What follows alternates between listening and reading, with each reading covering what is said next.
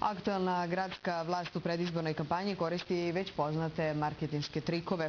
Prošle sedmice i otvaranje azila za pse u Zemunu iskoristili su kako bi pokazali da Đilasova vlada radi dobro i ažurno.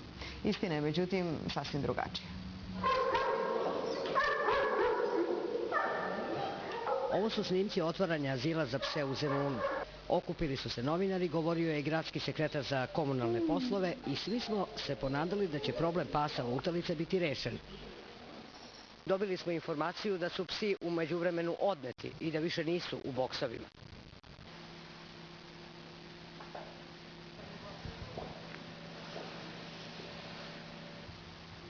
Oni su njih ovdje samo doveli da bi se slikali, kao da su otvorili azil koje su pare uzeli od...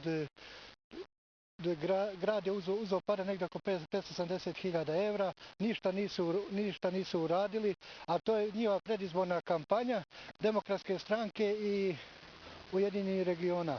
Ko su ih vratili, ne zna ni sam Bog, da li su ih ponovo pustili lutalice da ujedaju ljude po gradu i po selima.